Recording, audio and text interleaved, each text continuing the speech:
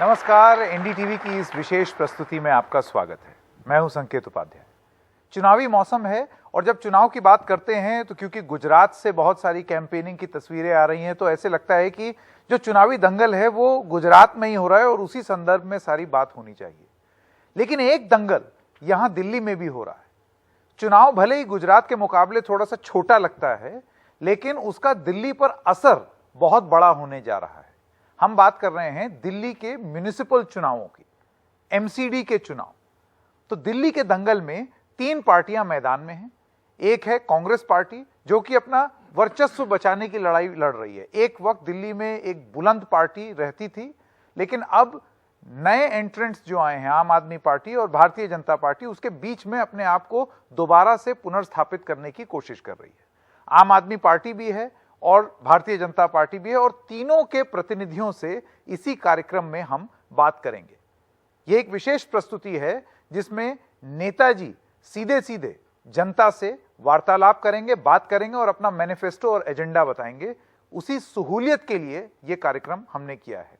आज हमारे साथ हैं कांग्रेस पार्टी के 2 वरिष्ठ जाने माने चेहरे। अनिल चौधरी जी, आप दिल्ली प्रदेश अध्यक्ष हैं कांग्रेस पार्टी के। आपका बहुत बहुत स्वागत इस कार्यक्रम में।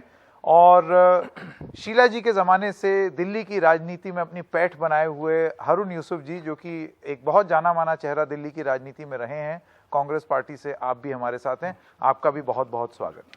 हारून जी और अनिल जी, इस कार्यक्रम का फॉर्मेट एकदम सिंपल है। शुरुआत में आप अपना वक्तव्य रखेंगे, इस टाउन हॉल में अपनी बात रखेंगे, क्यों चाहते हैं आप जनता आपकी बात सुने और वोट जो है वो आपको दे, और उसके बाद आपका सीधा सरोकार होगा जनता के प्रश्नों से। तो अनिल जी, पहले आपसे शुरू करते हैं। जी देखिए, दिल्ली में नगर निगम चुनाव है। स्वाभाविक है, आपने जो थीम भी रखी टाउन हॉल, जिस टाउन हॉल का मैं सदस्य भी रहा हूँ, ये सौभाग्य मुझे मिला। एक बार नहीं 2 बार रहा मैं उस सदन का सदस्य रहा। आज जो चुनाव है, ये चुनाव पिछले 15 साल लगभग जो एमसीडी, जो भाजपा संचालित एमसीडी है और जो दिल्ली की स्थिति है, यानी कि ये कहिए जो गंदगी और जो पहाड़, बल्कि कोर्ट की तो टिप्पणी है, बड़े बड़े जो कुतुब मीनार कूड़े के खड़े कर दिए गए हैं, उसके लिए दोषी कौन है? दूसरा, जो दिल्ली की आबो हवा है, क्योंकि एमसीडी चुनाव है दिल्ली की साफ स्वच्छता का, दिल्ली की इमेज का, दिल्ली के रहने वाले लोगों का। सो हमारा सीधा सीधा सवाल होगा कि जो पिछले 15 साल में एमसीडी की जो परिभाषा भाजपा ने गठित की है, MCD means malaria, chikungunya, dengue. MCD means most corrupted department. माफ करिएगा, 2017 में भाजपा अपने तमाम पार्षदों के टिकट काट देती है। तो दिल्ली की जो इमेज विश्व में बनाने की बात अरविंद कहा करते थे कि यादों का बहुत सारे स्टूडेंट्स यहाँ पे हैं। अरविंद का बयान मुझे याद आता है। अरविंद कहते थे कि भाई मैं दिल्ली को कई लंदन, पेरिस और सिंगापुर बनाऊंगा।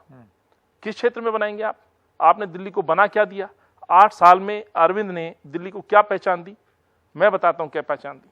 दिल्ली आज प्रदूषण में लगातार नंबर 1 विश्व के पहले पायदान पर बनी हुई। दिल्ली की इमेज ये है कि आज विज्ञान पे नंबर 1 बना हुआ है। दिल्ली के अंदर यदि राजधानी की हम बात करें तो कोविड के जितने मामले विश्व में आए, राजधानियों में सबसे ज्यादा यहाँ है। कोविड फेलियर यहाँ हुआ। दिल्ली के अंदर नशे की हम बात करें, अधिकतर यंगस्टर्स बच्चे बैठे हैं। कांग्रेस ने, राजीव जी ने 18 साल का युवा को मत देने का अधिकार दिया। अरविंद ने इन युवाओं को 21 साल में शराब पीने का अधिकार दिया। आप क्या राजधानी बना रहे हैं? आपने शहर को क्या नाम दिया है? तो मेरा ये कहना है कि गंदगी हो, बेरोजगारी हो, महंगाई हो, ये विषय है। और आज दिल्ली की इमेज ये बन गई है, मोस्ट करप्टेड डिपार्टमेंट भाजपा की, दूषित दिल्ली, और अरविंद की प्रदूषित दिल्ली के खिलाफ कांग्रेस पार्टी चुनाव लड़ रही है। और हमने कहा है कि मेरी चमकती दिल्ली। आपका शुरुआती वक्तव्य। देखिए संकेत जी, आपने इसका कार्यक्रम का नाम रखा है दिल्ली का दंगल। ये दंगल दिल्ली के लोग पिछले 15 साल और 9 साल से लगातार देख रहे हैं। जो दिल्ली की हालत बना दी है, आज जो अभी कूड़े के ढेर की हम बात कर रहे हैं और कुतुब मीनार से थोड़ा सा कम है, तो मेरे ख्याल से आम आदमी पार्टी और बीजेपी वाले आएंगे, बीजेपी वाले कहेंगे ये तो कुतुब मीनार से आधा है, लेकिन अगर यही स्थिति रही तो ये कुतुब मीनार पार कर जाएगा। दूसरी बात, आज दिल्ली के अंदर पॉल्यूशन सबसे इम्पोर्टेंट एस्पेक्ट है। हर एक की, खासकर जो हमारे नौजवान यहाँ बैठे हैं, हर बच्चा जो कॉलेज स्कूल जा रहा है उसके गले में खराश ही तमाम चीजें। आज तक अरविंद केजरीवाल ने इसके खिलाफ कोई काम नहीं किया। आप मुझे बताइए कि एक इश्तिहार छपा 4 साल पहले, जब पॉल्यूशन की लेवल जो था 500 क्रॉस कर गया था और वो रजिस्टर नहीं हो रहा था। 999 के बाद रजिस्टर नहीं करता। हाँ, 500 के बाद वो रजिस्टर नहीं करता। उस समय अरविंद केजरीवाल ने फुल पेज बड़े बड़े 2 फेफड़े दिखाए, एक काला और एक गुलाबी, और ये कहा कि ये गुलाबी फेफड़ा जो है वो हिमाचल का है और ये दिल्ली का है जी। और हम इसको ठीक करेंगे। आज दिल्ली के अंदर जितना पोल्यूशन है, और खास तौर से यंगस्टर्स और ओल्ड एज के जो लोग हैं वो बहुत ज्यादा सफर इस दौर में करते हैं, खास तौर से जो एस्थमेटिक हैं। हमने जो ट्रांसपोर्ट सिस्टम की नींव रखी थी वो इसीलिए रखी थी कि पब्लिक ट्रांसपोर्ट होगा तो लोग जो हैं वो प्राइवेट व्हीकल्स नहीं खरीदेंगे। आपको याद होगा पिछले 8-9 साल से केवल 45 बसेस आई हैं, जबकि 10,000 बसेस की बात करते हैं, और उसमें भी घोटाला।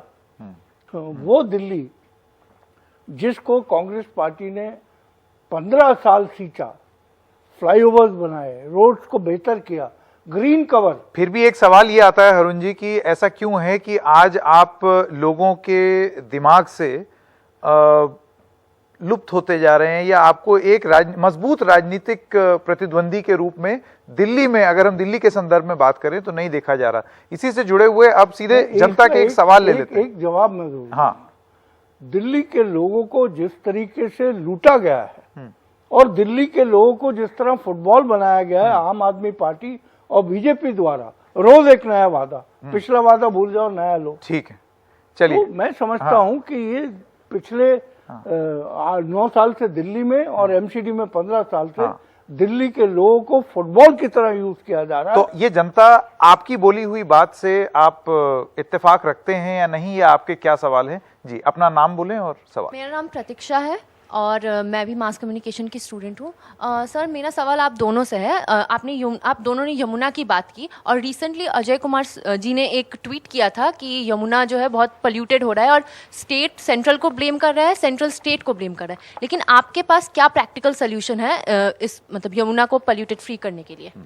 अरुण जी, देखिए, जो बड़ी ड्रेन्स दिल्ली में यमुना में गिरती हैं, आज वो टेक्नोलॉजी अवेलेबल है, क्योंकि जो पहले टेक्नोलॉजी थी उससे भी बेटर टेक्नोलॉजी अवेलेबल है।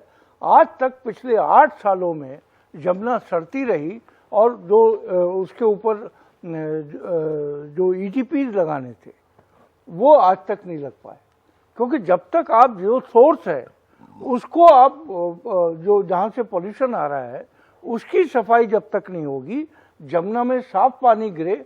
अगर आप देखें मेलबोर्न, अगर कोई गया हो आप में से, वहाँ एक रिवर है, दरिया है, वो उसका पुराने फोटो भी वहीं लगा रखे हैं उस दरिया के पास। मैंने वहाँ देखा कि वो इतना गंदगी उसमें होती थी, और अब अगर आप जाएं तो आपको मछलियां नजर आती हैं उसमें।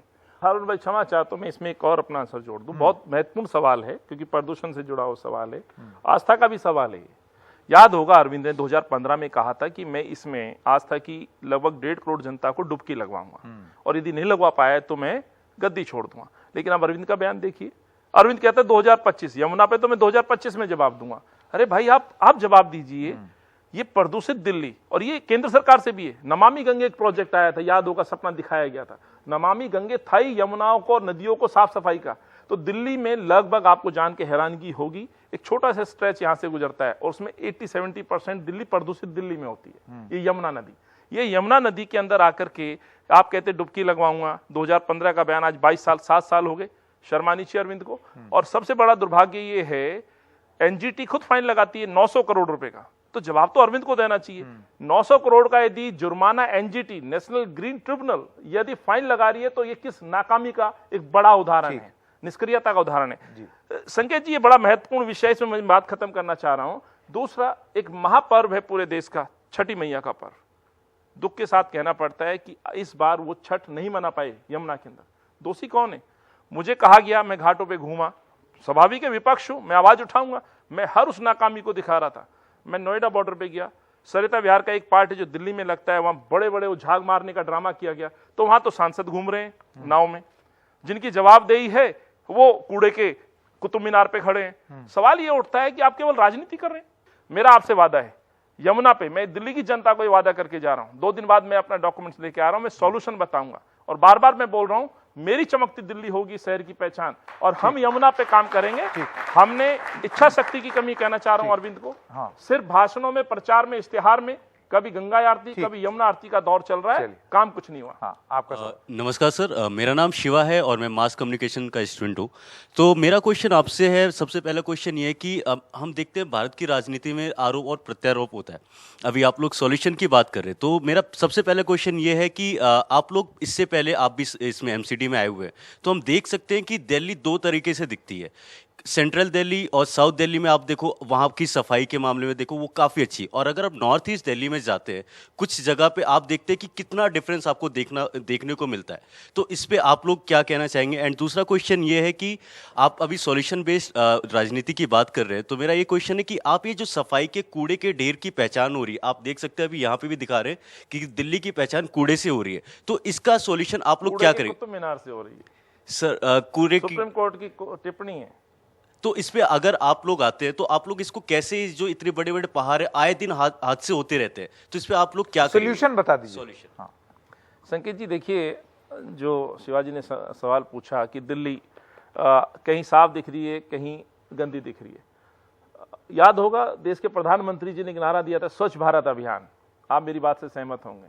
स्वच्छ भारत अभियान का बहुत बड़ा कैंपेन चलाया गया था। इस कैंपेन की हवा किसने निकाली? इन्हीं के भ्रष्ट पार्षदों ने निकाली, बीजेपी के पार्षदों ने निकाली, जो 15 साल से बैठे हैं। पर अनिल जी, बात समाधान सर, की हो रही है। दोनों सवाल हैं सर। संकेत जी, मैं दोनों पे जवाब दूंगा। मैं अरविंद नहीं हूं जो सवाल से भाग जाऊं। मैं अरविंद नहीं हूं, मैं सवाल का जवाब दूंगा। सो पहला सवाल जो आपने कहा कि जो अंतर है, ये अंतर या ये दिल्ली को बर्बाद करने वाले लोग हैं, तो भाजपा के वो लेंटरमैन पार्षद हैं, जिनके लगातार स्टिंग आए, पैसे लेते पाए गए, मकान तोड़वाने की दुनिया जानती किस तरह से भाजपा के लोग प्रयोग कर रहे हैं। तो सफाई पे हम आते हैं। सफाई भारत, जो स्वच्छ भारत अभियान का नारा था, उसकी पोल या उसकी हवा निकालने के लिए दोषी इनके अपने पार्षद थे। तो जो स्थिति ये बनाई है, याद होगा 2017 में देश के गृह मंत्री जी ने कहा था कि एमसीडी में पैसे की कमी नहीं होने देंगे। जिस तरह से उन्होंने चुनाव को टाला, अपनी हार टालने के लिए परिसीमन लाया गया। परिसीमन भी ये दलित विरोधी और माइनॉरिटी विरोधी था। केवल आप जीत के उद्देश्य से परिसीमन करते हैं। परिसीमन 2 ऐसे समुदाय शायद जो इनसे नाराज है, जो अपना हक मांगते हैं, रोजगार का, बेरोजगारी पे सवाल पूछते हैं, अपने इस प्यार मोहब्बत सद्भाव पे प्रश्न पूछते हैं। तो मेरे भाई, ये जो आज स्थिति बनाई है, ये भाजपा ने बनाई है। भाजपा अपने दोषों को खत्म करने के लिए, अपने गुनाहों को खत्म करने के लिए इस तरह के झूठे प्रचार करते हैं, एजेंडा लाते हैं। कुछ और महिलाओं के सवाल भी लिए जाएं। Hello sir, my name is Sushmita Singh. मैं मास कॉम की स्टूडेंट हूँ। सर, पिछले 15 साल से बीजेपी का कब्जा रहा है एमसीडी पे, और आम आदमी पार्टी भी सर दिल्ली में अभी सरकार में है, दूसरी बार चुन के आई है। तो सर, आप अपने आप को कहाँ देखते हैं? आप उनसे कैसे, कितना कम्पीट कर पा रहे हैं? ये आया सबसे रेलेवेंट सवाल। पहले अरुण जी आपसे शुरू करते हैं और उसके बाद फिर आप। हाँ, देखिए, जब तक दिल्ली में कांग्रेस की सरकार रही, हमारी कोशिश ये थी कि दिल्ली के लोगों को सुविधाएं मिले। हम लड़ाई नहीं लड़ते थे, एलजी के यहाँ जाके धरना नहीं देते थे। मैं आपको एक उदाहरण बताऊं, कई मर्तबा डिफरेंसेस लेफ्टिनेंट गवर्नर के ओपिनियन के साथ होते थे, लेकिन जब हम पूरी कैबिनेट बाहर निकलती थी तो शीला जी हमेशा कहा करती थी कि बहुत अच्छे माहौल में बात हुई और हम कर रहे हैं। क्योंकि जब तक आप एक दूसरे से डायलॉग नहीं करोगे, यहाँ कन्फ्रंटेशन की सरकार है कि उनका काम ही ये है कि ये बताना कि झगड़ा हो गया और मैं लड़ रहा हूँ, मैं आपके लिए लड़ रहा हूँ। तो उस वजह से जो दिल्ली का विकास था, या दिल्ली में 15 साल कॉरपोरेशन थी, हम भी सरकार में थे, लेकिन उस समय आपने कभी नहीं देखा होगा कि सफाई कर्मचारी हड़ताल पे चले गए, गलियों में कूड़ा फेंक दिया गया, क्योंकि हमारी कोशिश थी कि दिल्ली के लोगों को बेस्ट सुविधाएं दी जाए, दिल्ली के लिए जो बेहतर किया जाए वो किया जाए। दिल्ली के अंदर आपको मैं एक हैरतअंगेज आंकड़ा देता हूँ, 1.7% 98 में ग्रीन कवर बढ़ा था तक, हमारे टाइम में वो बढ़कर हो गया था 21.8, आज है 23। तो 8 साल में केवल इन्होंने 2.6% जो है ग्रीन कवर बढ़ाया। और अगर आपको याद होगा, हम लोग जब अभियान करते थे, ग्रीन कवर इसलिए बढ़ाते थे कि ताकि पॉल्यूशन ना हो। और जहां तक जो आपने कही कि ये कन्फ्रंटेशन से तो मुद्दों को भटकाया जाता है, कन्फ्रंटेशन से पोस्टर निकाले जाते हैं, कन्फ्रंटेशन से एलजी के ड्राइंग रूम में लेटे हुए मुख्यमंत्री दिखाई देते हैं। तो ये एक नए तरह की जो राजनीति करने आए थे, जिसने आज दिल्ली का यह हाल कर दिया है, चाहे वो बीजेपी हो चाहे आम आदमी पार्टी हो। ठीक, केवल अगर इनको सांप्रदायिकता का इस्तेमाल करना है वो करेंगे। दिल्ली एक ऐसा शहर है जिसको हम कहते थे कि दिल्ली की गंगा जमनी तहजीब, आज जिस तरीके से जमुना पार में हमारे मुसलमान हिंदू भाई मारे गए, अरविंद केजरीवाल ने एक लफ्ज नहीं बोला। और भारतीय जनता पार्टी ने जिन्होंने इन दंगों को भड़काया था उनको बाकायदगी के साथ ऑनर किया। अभी गुजरात का केस है, बिल्किस बानो हिंदू होती या मुसलमान होती, आप बताइए। जिसके 3 महीने की प्रेग्नेंट थी और 3 साल की बच्ची को दीवार पे दे के मार दिया गया। अरविंद केजरीवाल गुजरात में घूम रहे, एक लफ्ज नहीं बोलते। अगर हम में इंसानियत है, ये धर्म, ये सब चीजें हम सबको ये बताती हैं कि एक दूसरे से प्यार मोहब्बत से रहा जाए। लेकिन ये धर्म की जो एक नई शक्ल जो अब अरविंद केजरीवाल चूंकि बी टीम है भारतीय जनता पार्टी की, जो शक्ल इन्होंने निकाली है, मैं समझता हूं उससे केवल और केवल आपका ध्यान, नौजवानों का ध्यान मुद्दों पे ना जाए, झगड़े पे जाए कि ये इससे लड़ रहे हैं, वो उससे लड़ रहे हैं, ये कह रहे हैं।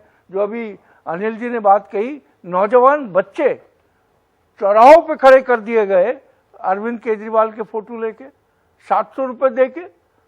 किस तरीके की निर्लजता है, किस तरीके का शेमफुल एक्ट है।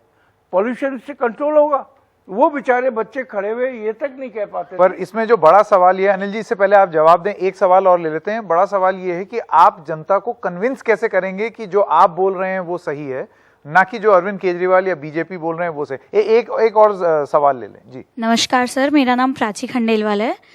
मैं जर्नलिज्म की स्टूडेंट हूँ।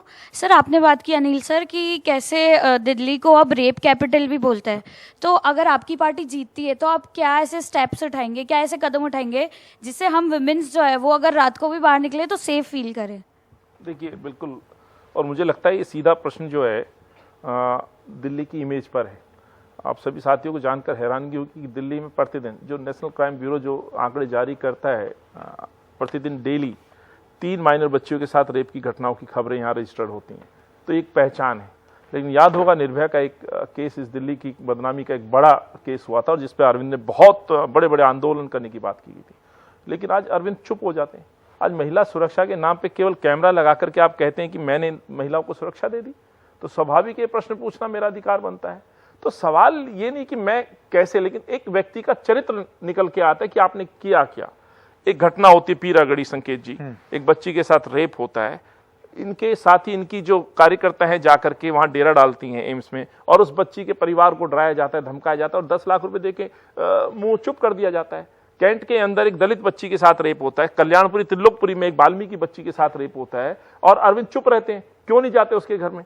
सवाल यह है कि राहुल गांधी जा सकता है, अनिल चौधरी जा सकता है, कांग्रेस का कार्यकर्ता जा सकता है, लेकिन उसके मरहम लगाने के लिए अरविंद और उनके कार्यकर्ता नहीं जा सकते, भाजपा के सांसद नहीं जा सकते। तो सवाल यह कि महिला सुरक्षा एक विषय है। और इसलिए मैंने कहा कि जो दिल्ली जो प्रदूषित हुई है, केवल वो हवा, पानी और ध्वनि नहीं है। इस शहर की खूबसूरती, इस शहर का सद्भाव है, इस शहर के जो एक खूबसूरती जानी जाती थी, शिलाजी से जानी जाती थी। और आज जो आपने सवाल पूछा है कि और साथी ने कि हम कैसे जीतेंगे, मैंने 3 साल में वो तमाम प्रश्न पूछे हैं, वो बातें रखी हैं। 21 साल के युवा को शराब पीने का अधिकार चाहिए या रोजगार चाहिए, ये युवा तय करेंगे संकेत जी। और ये युवा अब इस दंगल में तय करेंगे। वो लवली और क्षमा चाहता हूं, ये पूछेंगे सवाल अरविंद से, सवाल पूछेंगे सिसोदिया से कि हमें रोजगार चाहिए था जो आपने वादा किया। 16 लाख लोगों के राशन कार्ड पेंडिंग है, उस पर जवाब मांगेंगे। अब जनता के सामने आपने अपना रख दिया है एजेंडा, आपने अपना मैनिफेस्टो रख दिया है, जनता ने कुछ सवाल पूछे हैं, उसका जवाब आपने देने की कोशिश की है। अब देखना ये होगा इस दिल्ली के दंगल में आप इस ऑडियंस के आगे दिल्ली की जनता को मना पाते हैं या नहीं, और इस लड़ाई में मजबूती से उतर पाते हैं या नहीं। आप दोनों का बहुत बहुत धन्यवाद हमारे साथ जुड़ने के लिए। दिल्ली का दंगल कार्यक्रम यहीं खत्म हो रहा है, लेकिन ये जो चुनावी दंगल है ये जारी रहेगा।